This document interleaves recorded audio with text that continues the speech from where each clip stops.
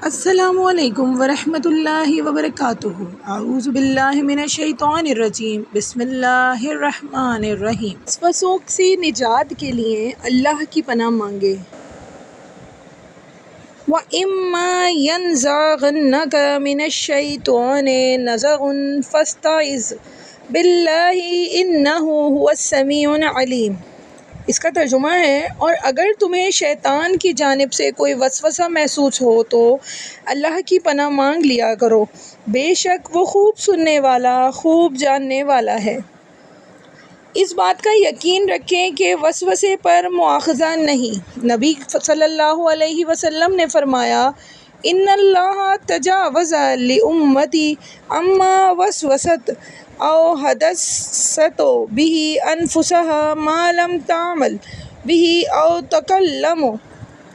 اس کا ترجمہ ہے، بے شک اللہ تعالیٰ نے میری امت سے درگزر کیا ہے ان وسوسوں یا باتوں کے بارے میں جو اس کے نفس میں آئیں لیکن اس نے ان پر عمل نہیں کیا اور نہ ان کے بارے میں بات کی۔ اعوذ باللہ کثرت سے پڑھیں۔ نماز اور قرات کے دوران وسوسوں کی صورت میں اعوذ باللہ من الشیطان الرجیم پڑھ کر بائیں طرف 3 بار دھتکاریں۔ سورہ اخلاص اور معوذتین، سورہ فلق اور سورہ ناس پڑھیں۔ مندرجہ ذیل دعائیں بھی پڑھیں، جیسے کہ کچھ دعائیں میں آپ لوگوں کو یہاں بتانے جا رہی ہوں۔ رب اعوذ بک من الہمزات الشیطان واعوذ بک رب ان یحضرون۔ اس کا ترجمہ ہے، اے میرے رب، میں شیطانوں کے وسوسوں سے تیری پناہ چاہتی ہوں، اور اے میرے رب، میں تیری پناہ چاہتی ہوں کہ وہ میرے پاس حاضر ہوں۔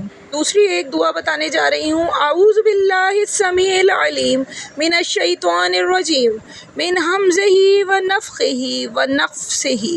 اس کا ترجمہ ہے، میں اللہ کی پناہ لیتی ہوں جو خوب سننے والا اور خوب جاننے والا ہے، شیطان مردود سے، اس کی اس اکساہٹ سے، اس کی پھونک اور اس کے وسوسے سے۔ نمبر 3، هو الاول والآخر والظاہر والباطن وهو بكل شیء علیم۔ اس کا ترجمہ ہے، وہی اول بھی ہے اور آخر بھی، ظاہر بھی ہے اور پوشیدہ بھی، اور وہ ہر چیز کا علم رکھتا ہے۔ نمبر 4، اللہ اکبر اللہ اکبر اللہ اکبر، الحمدللہ الذی رد کیدہ الی الوسوسۃ۔ اس کا ترجمہ بتاتی چلوں، اللہ سب سے بڑا ہے، اللہ سب سے بڑا ہے، اللہ سب سے بڑا ہے۔ تمام تعریف اللہ کے لیے ہے جس نے اس شیطان کی چال کو وسوسوں سے تک محدود رکھا، یعنی اسے یقین اور عمل کا حصہ نہیں بننے دیا۔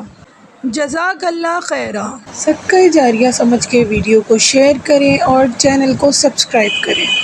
بیل آئیکن کا بٹن ضرور پریس کریں۔